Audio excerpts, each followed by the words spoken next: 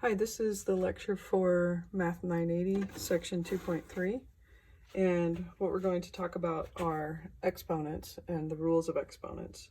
So let's start with something like this, 3 to the 2 power, which I'm sure many of you have seen before.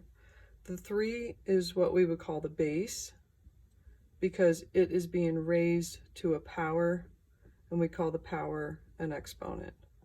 So what 3 to the 2 power means is that I'm going to multiply 3 by itself 2 times. So my answer would be 9 if I were to calculate 3 to the 2 power, or 3 squared. So 3 to the 3 power means my base is 3 and my exponent is 3, and I can expand that to be 3 times 3 times 3. 3 times 3 is 9. Times 3 is 27. So here's 9 times 3 more is 27. So 3 to the 3rd power is 27. Okay, so let's look at question number 1, where mine says 1/6 times 1/6 times 1/6 times 1/6. This is an expanded form because you can see all the components, and they want us to write it in exponential form. So that's 1, 2, 3, 4 of them being multiplied by each other. So that would be 1/6 raised to the 4th power. The base in this case is 1/6. The exponent is 4. Let's talk a little bit about some variations of how this might present itself and what would still be the base and the exponent. So I could have negative 1/6 in parentheses raised to the 4th power, and my base is negative 1/6, and my exponent is 4, and that probably seems pretty reasonable.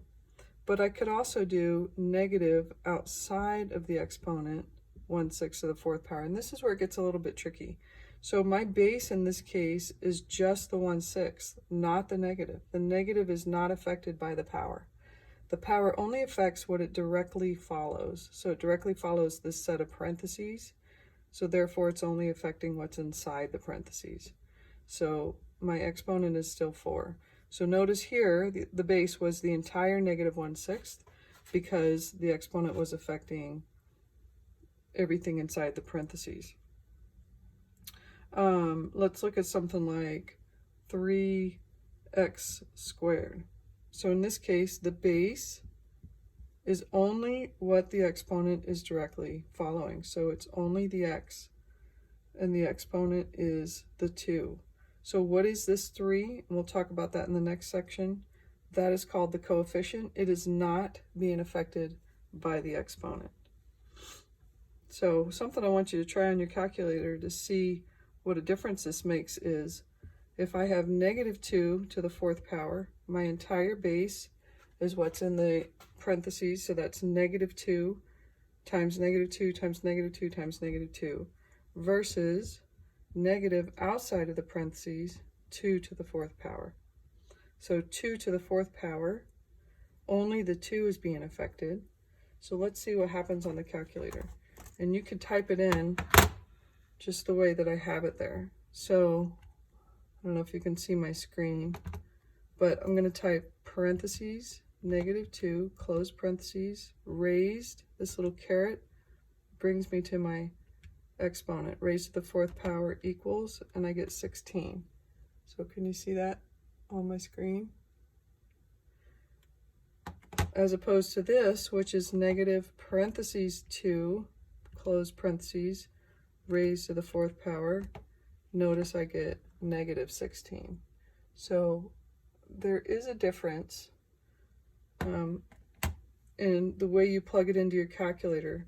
You want to make sure that you tell the calculator what is all in the parentheses, what is actually going to be raised to the power.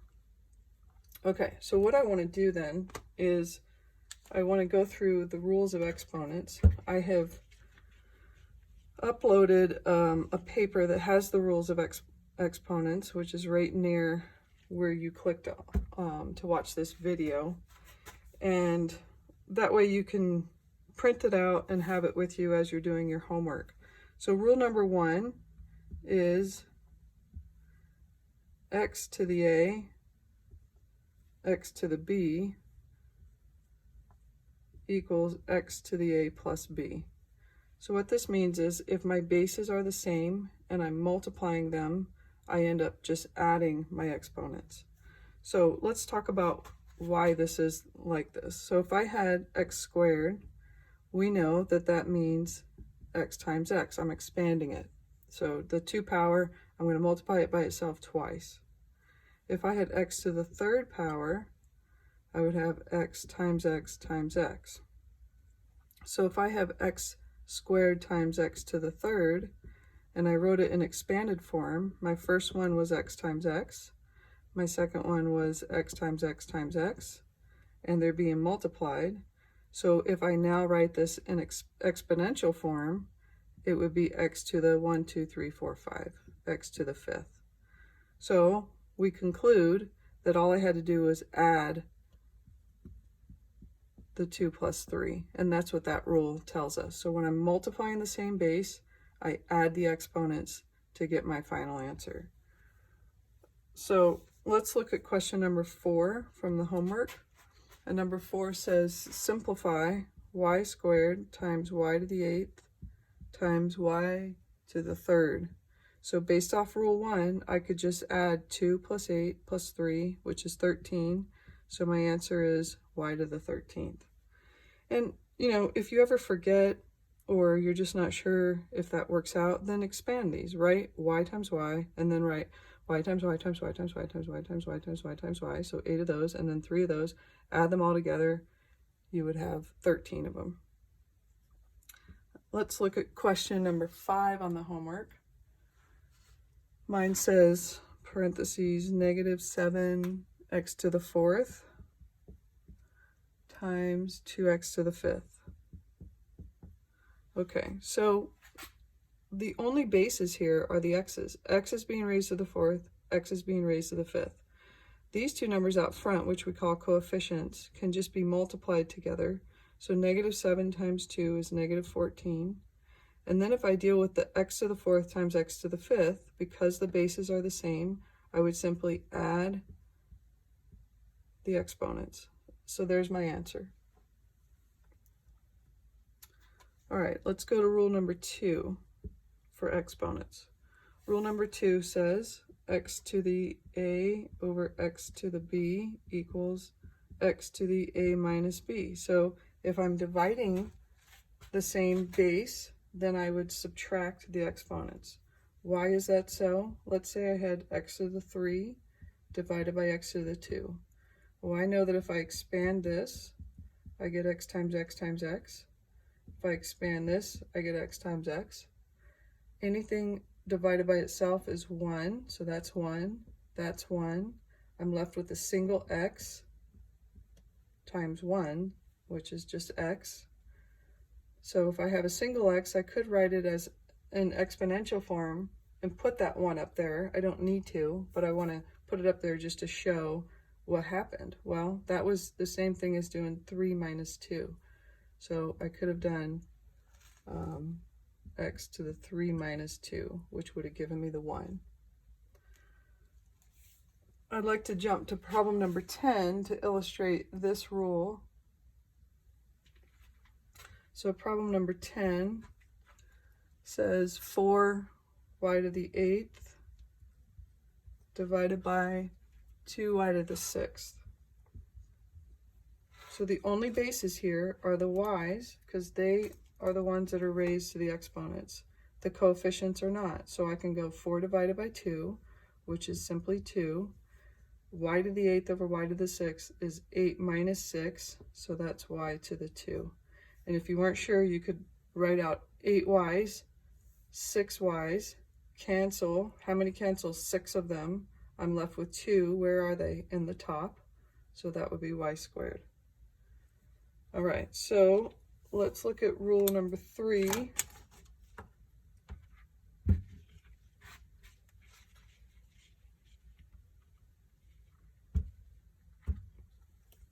And rule number 3 says x to the 0 equals 1. So why is that true? Well, let's say I had x to the third over x to the third. If I expand those, I get x times x times x over x times x times x. That x over x is 1. That's 1. That's 1. 1 times 1 times 1 is 1. So my answer is 1. I knew from rule 2 that I would do 3 minus 3, right? Or x to the 3 minus 3. But what is 3 minus 3? It's 0. So therefore, we conclude that something to the 0 power is the equivalent of 1. And this one is a little bit harder to just conceptualize. So I would recommend that you memorize that. And then it makes the problem a lot easier. So I'm going to go to problem number 9, which utilizes this rule. So we've got negative 4 to the 0 power minus 8 to the 0 power. So remember, the exponent affects what it's directly next to. It's directly next to the parentheses. So this whole thing raised to the 0 power is 1 minus this whole thing raised to the 0 power is 1. So in this particular problem, my answer ends up being 0. Okay, rule number 4. We have x to the a to the b equals x to the a times b. So if I have a power raised to another power, I multiply the powers. Why is this true? If I have x to the third squared, what does it mean to square something? It means you multiply it by itself twice, right? 2 of those. If I expand each of these, I get x times x times x times x times x times x, which is x to the 6th. So what was the rule? Or x to the 3 times 2. So a power raised to a power means we multiply those powers. All right, problem number 6 deals with this concept. So I have 5 to the 3rd raised to the 3rd. A power to a power means I multiply, so I get 5 to the 9th. And they say do not evaluate, type your answer using exponential notation. So this is how I would leave my answer. And let's look at question 8. We have 9m to the 7th raised to the 3rd power. Okay, so in this case, this actually utilizes a little bit of rule 5, which we haven't quite gotten to yet, so I'll explain that in a minute. But for now, let's just say we expanded this. So that's 9m to the 7th times 9m to the 7th times 9m to the 7th. Notice what happens is I end up with 9 times 9 times 9, which I could write as 9 to the 3rd. M to the 7th times m to the 7th times m to the 7th. I would add those, so I get m to the 21. So what happened was that the 9 got the 3rd power, and then so did the m. This was 7 times 3 is 21. This is 9 to the 1 times 3, which is 3. Now, what is 9 to the 3? It's 729. 9 times 9 times 9 is 729. So your total answer would end up being 729 m to the 21. All right, so second to last rule. So let's go to rule number 5. Rule 5 says x times y to the a power equals x to the a, y to the a. So this is what we just saw in that last question. In other words, I would distribute that power to all the products all the factors inside there. So why is this true? Let's say I had x, y to the 4th. And again, we just saw this in the last question. I could write it expanded like x, y, x, y, x, y, x, y, which is the same as x times y times x times y times x times y times x times y. So I could put the 4 x's together and then the 4 y's, and I get x to the fourth, y to the fourth. So essentially that 4 power was was distributed to both of those. So let's look at problem number 11.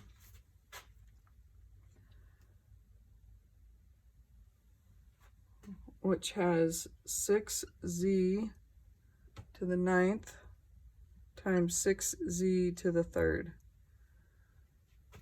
And it says do not evaluate, just write it in exponential notation. So that 6 gets a 9, so I have 6 to the 9 power. The z gets a 9, z to the 9 power. That whole thing is times 6 to the 3rd power, z to the 3rd power. These two bases are the same, 6 and 6. So I would add the 9 plus 3 to get 12. These two are the same, so I would get 9 plus 3 to get 12. And that would be the answer for that one. Okay, so the last rule is something like this. X over y to the a. So if I have a quotient to a power, then I can distribute that power to both pieces in the quotient. So why is this true? Let's say I have, let me put it here, x over y to the 3rd. If I expand this, I would have x over y, x over y, x over y, which I could rewrite as x to the 3rd over y to the 3rd. So essentially I took the 3rd power and I distribute it to both pieces of the quotient. Okay, question 7 deals with this concept. So I don't know if you've noticed or not, but the homework kind of bounces all around. It doesn't go in the order of learning these rules. I decided to go in the order of the rules so that you could follow through on the paper that I posted. So what would b over c to the 9th power be? I could expand it like that, or I could just distribute that 9. So b to the 9th over c to the 9th. Okay. The last parts I want to talk about are some formulas you will be using. So for a rectangle, there is a question about finding the perimeter. How do we find the perimeter of a rectangle? We add the length plus the width plus the length plus the width. In other words, we just add up all the sides. The area would be the length times the width. And I believe these formulas are on your formula sheet, which you are allowed to have in your tests. Okay, how about for a triangle? The perimeter, again, you would add up all the sides. So let's call it side 1 plus side 2 plus side 3. So side plus side plus side. The area of a triangle is half the base times the height. So if I have a triangle that looked like this, my height would be this line. My base would be this line. So I go half the base times the height. For a circle, my circumference, which is the same thing as an area, so it's the distance around the circle, is 2 times pi times r. And I think in the problems on the homework, they tell you to use 3.14 as pi. Whoops, 3.14 for pi. The area, which is what's inside the circle, is pi r squared. And r stands for the radius. What's the radius? The distance from the center to the outside of the circle. All right, so two questions I want to do, and then that will wrap up this video. I want to do question number 18.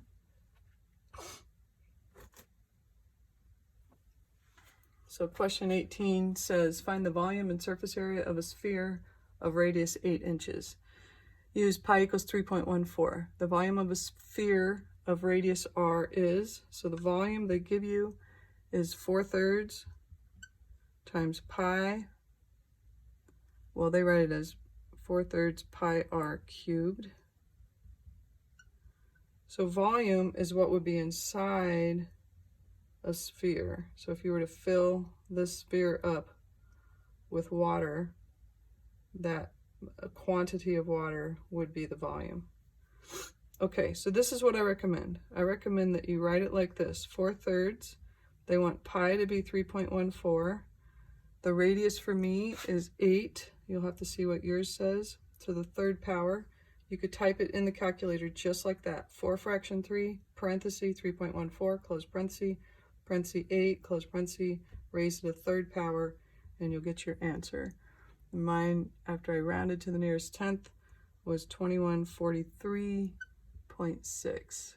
And those are cubic inches because my radius power was 3. Volume is always 3 directions. It's length, width, and height, so that's always the third power. Okay, surface area, it would be if I painted the outside of the sphere, how much paint would I use? So the surface area formula they give you is 4 pi r squared. So again, what I would do is write 4, 3.14, 8 squared. Plug that in my calculator, and I get 803.8. And these are inches squared. My power was to the 2. This is an area, so that's just width and height. And then the last problem I want to do is number 21. I know this is a really long video. I apologize. Hopefully you watch it in little chunks. Take breaks, come back, and I hope it's useful for you. Okay, so problem number 21. They want me to evaluate -27 to the 1/3 power. So all of a sudden, we get a fraction in the exponent, which is a little bit weird. So essentially, this undoes it. This is like saying, what number, had I raised it to the third power, would have ended up as -27? You can type this into your calculator the way it's written. So I would type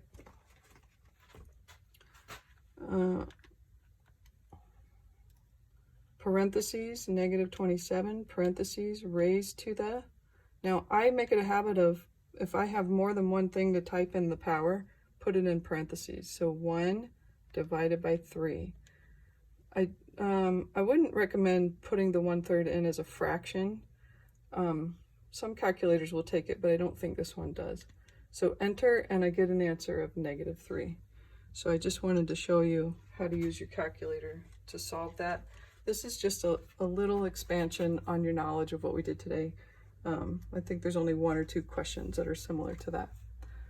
All right, and that's it. Good luck. Remember to print out that rule of exponents that I've posted on the Canvas course homepage so that you can remember what rules to use when you're doing different things.